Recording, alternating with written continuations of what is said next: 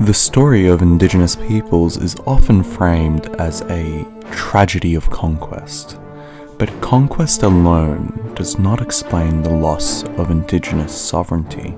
Across the world, from the Navajo Nation to the Sápmi of Northern Europe to the Aboriginal peoples of Australia, sovereignty was not simply taken by force. It was systematically dismantled through the cold, calculated machinery of law.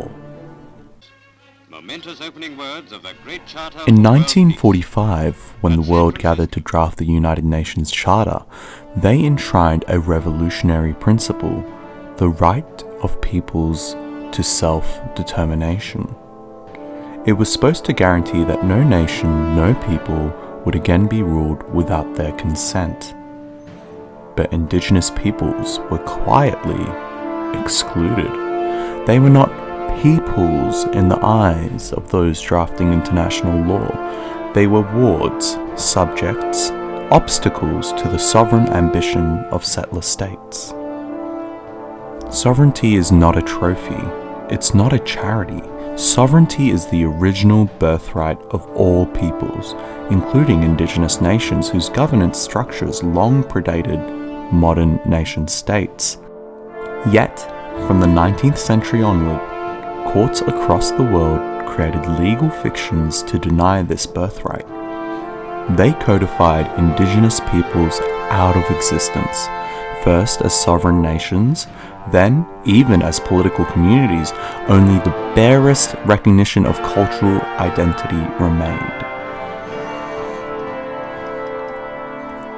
This is the story of how sovereignty was not simply stolen, but how it was erased, buried, and rewritten by the very institutions that claim to uphold justice.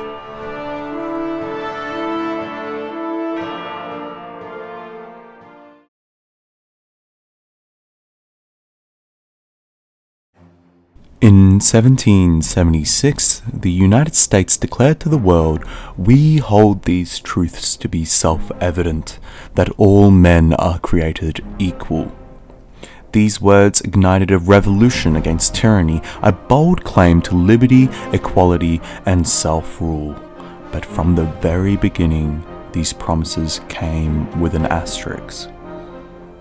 Indigenous nations who had governed themselves for millennia were not included. Instead, Indigenous peoples were described in the Declaration itself as merciless Indian savages standing in the way of American expansion. As America grew, it faced a paradox. How could a nation founded on self-determination deny it to others? The answer was crafted not by soldiers, but by judges. In the case of Johnson and McIntosh in 1823, the United States Supreme Court enshrined the doctrine of discovery, the idea that European powers acquired superior title over Indigenous lands simply by discovering them. This doctrine was imported from European colonial law, a fiction that transformed Indigenous nations into mere occupants, their rights extinguished without treaty or consent. The land could be theirs until the settlers wanted it. In the case of the Cherokee Nation and Georgia, 1831, when the Cherokee Nation went to court pleading for protection from the state of Georgia's laws, they argued that they were a sovereign nation, and Chief Justice John Marshall ruled against them. The Cherokee, he said, were not a foreign nation, but a domestic dependent nation. Basically, a ward to its guardian, the United States. This ruling stripped the Cherokee of legal personhood in the eyes of international law. It paved the way for forced removals, broken treaties, and a death march known as the Trail of Tears. In the case of United States and Kagama, the court cemented this dependency. Native Americans were no longer governed by their own laws. They were wards of the federal government, subject to its absolute discretion. No treaty could save them. No ancient right could protect them. Indigenous sovereignty in the American legal imagination was not extinguished by negotiation. It was erased by judicial decree. Today, the Native American nations retained some measure of self-rule, but under the permanent shadow of federal supremacy. They govern themselves, but only because the United States permits it. It's sovereignty on a leash, a sovereignty constantly at threat of being pulled back.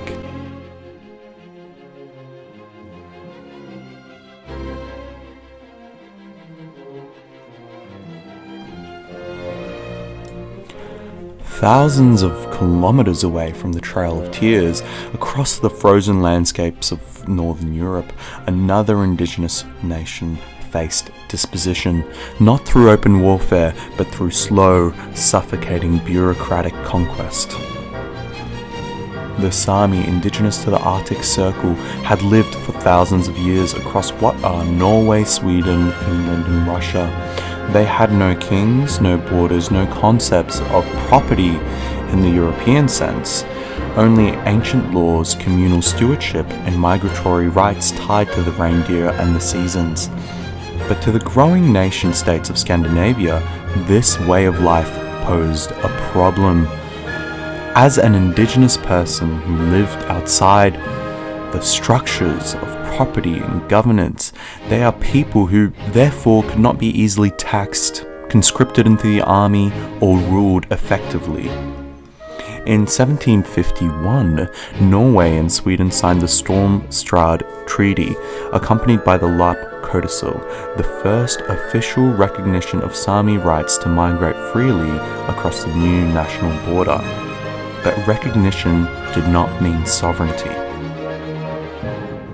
The Sámi were forced to choose, become Norwegian or Swedish subjects. Their right to exist as an independent nation was quietly erased.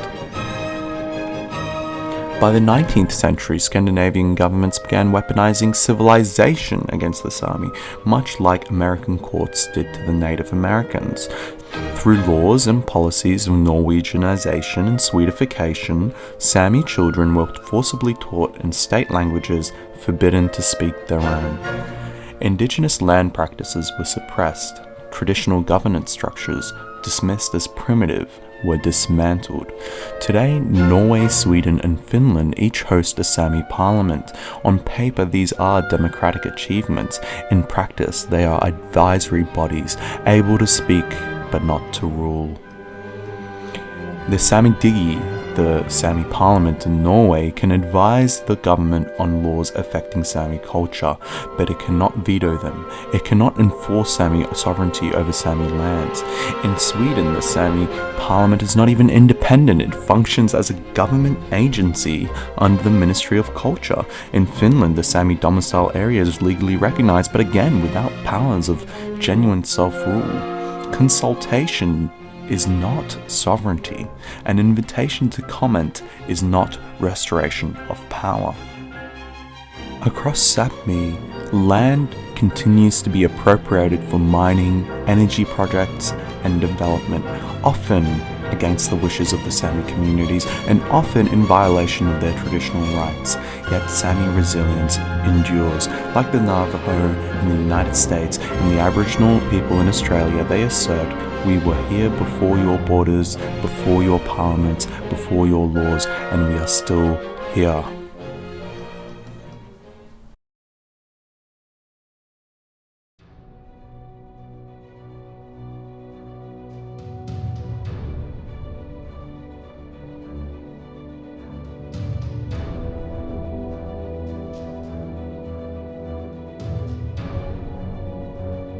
In 1788, when the first fleet landed at Botany Bay, Captain Arthur Phillips carried not just prisoners and supplies, but an invisible doctrine born in European courts and crowned in British law, Terra Nullius.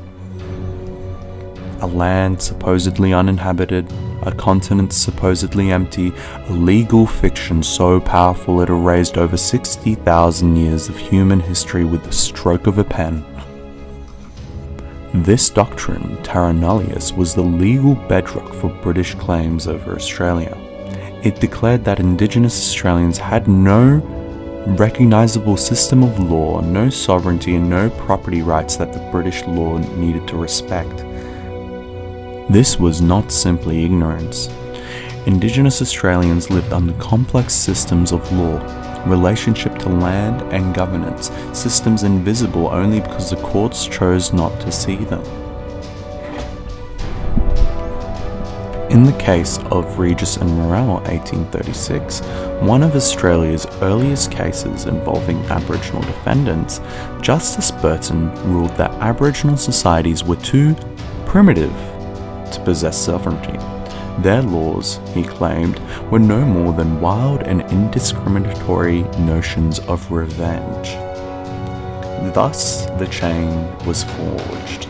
If Indigenous peoples had no civilized law, they had no sovereignty, and if they had no sovereignty, the land was unclaimed, and if the land was unclaimed, the Crown could seize it all.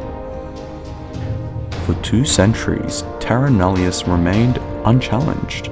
Then, in 1992, a Torres Strait Islander named Eddie Mabo changed everything. In Mabo and Queensland No. 2, the High Court finally acknowledged that Indigenous Australians had occupied, used and governed their lands according to their own laws. Mabo recognised native title, the right of Indigenous peoples to maintain a legal connection to their traditional lands. It was a moment of hope, a recognition of survival, of continuity, a formal acknowledgement that Indigenous Australians had never ceded their lands. But that hope had limits.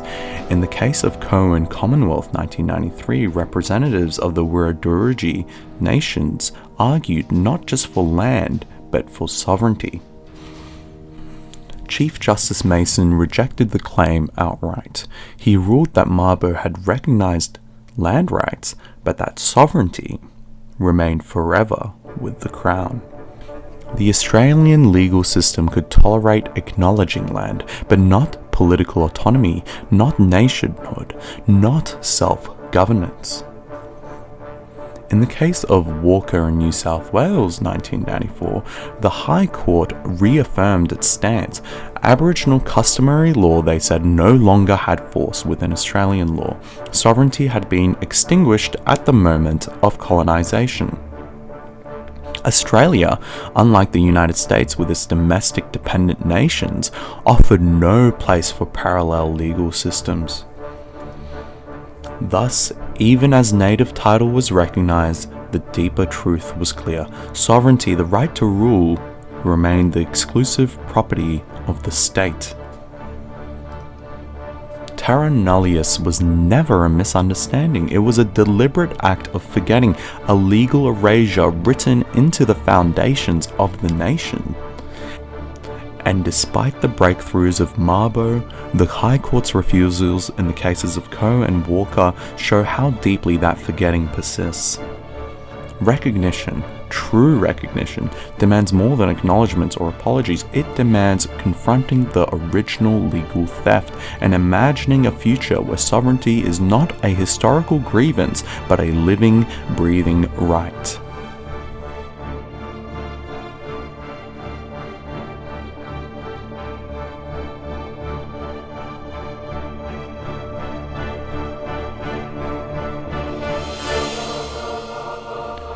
From the plains of North America to the tundras of Sápmi to the ancient songlines of Australia, the pattern is unmistakable. Courts were not neutral arbiters. They were active agents of empire, rewriting law itself to serve conquest. Yet despite every legal fiction, despite every judgment denying their existence, Indigenous nations endured. In some parts of the world, new models have begun to emerge. In 1999, the Inuit people of Canada gained self-rule through the creation of Nunavut, a territory governed by Indigenous laws, customs, and priorities. In Greenland, Inuit sovereignty has advanced even further, with Home Rule established in 1979 and expanded to full self-government in 2009. In New Zealand, the Waitangi Tribunal, while imperfect, acknowledges the Treaty of Waitangi as a living document between Maori and the Crown, offering a framework for redress and negotiation. In the United States, Sápmi, Australia, across these three jurisdictions we observe three models of Indigenous state relations: limited self-government under federal oversight in the United States, advisory consultation without self-government in Sápmi, and property-based recognition without political sovereignty in Australia. Each reflects an underlying tension between Indigenous claims to inherent sovereignty and settler state commitments to territorial integrity. International instruments such as the United Nations Declaration of the Rights of Indigenous People articulate a broader conception of Indigenous rights, including political autonomy and self-determination in internal affairs. However, most settler states, including Australia, Canada, and the United States, interpret UNDRIP as an aspirational and non-binding document, limiting its domestic legal effects. Nonetheless, some models such as Nunavut in Canada, Greenland's Self-Government Act, demonstrate that Indigenous sovereignty can be meaningfully incorporated into state structures without threatening political unity. The historical pattern of judicial denial reveals the need for explicit negotiated frameworks to recognize Indigenous self-governance, whether through constitutional amendments, legislative recognition, or treaty processes.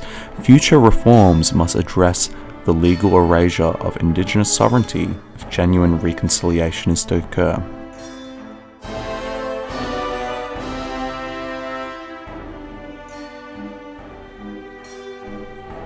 Thanks for thinking justly with me. This video was based on a paper I wrote for the International Law Journal. That's linked in the description. If you enjoyed the video, leave a thumbs up, and a subscribe would go a long way. Thanks so much.